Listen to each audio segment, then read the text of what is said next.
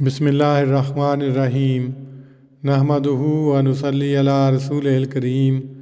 صحیح البخاری کتاب الصلاۃ باب 86 المسجد یکون فی الطریق من غیر ضرر بالناس، یعنی مسجد راستے میں ہو مگر لوگوں کو کوئی تکلیف نہ ہو۔ عنوان باب میں لکھا ہے حسن اور ایوب اور مالک نے یہی فتویٰ دیا ہے۔ حدیث نمبر 476۔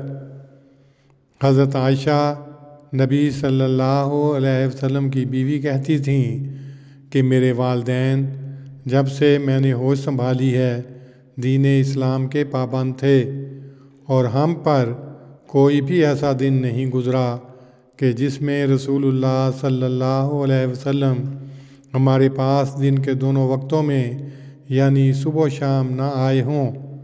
پھر حضرت ابو بکر کو خیال آیا تو انہوں نے اپنی حویلی کے صحن میں ایک مسجد بنائی، اور وہ اس میں نماز پڑھا کرتے تھے اور قرآن مجید بھی پڑھا کرتے تھے۔ ان کے پاس مشرکوں کی عورتیں اور ان کے لڑکے کھڑے ہو جاتے اور ان سے تعجب کرتے اور ان کی طرف دیکھتے رہتے، اور حضرت ابو بکر بہت ہی رونے والے آدمی تھے۔ جب قرآن پڑھتے تو اپنی آنکھوں پر قابو نہ رکھ سکتے تھے، تو اس بات نے مشرکین قریش کے بڑے آدمیوں کو گھبرا دیا۔ تشریح۔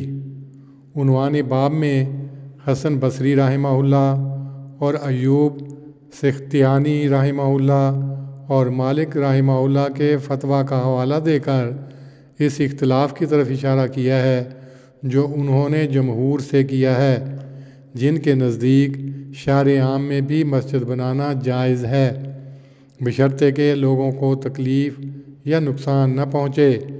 امام بخاری نے اس اختلاف کے متعلق روایت نمبر 476 کی بنا پر جو رائے ظاہر کی ہے وہ یہ ہے کہ مسجد راستے پر ایسے حصے میں بنائی جائے جو اپنی ملک ہو اور جو لوگوں کی کوئی کی تکلیف یا نقصان کا باعث نہ ہو۔ حضرت ابو بکر نے اپنے گھر کے صحن میں مسجد بنائی تھی۔ فنا اس جگہ کو کہتے ہیں جو گھر کے سامنے باہر مختلف اغراض کے لیے خالی چھوڑی جاتی ہے۔ ان کے گھر کے اس میدان کے پاس سے شہر عام گزرتا تھا۔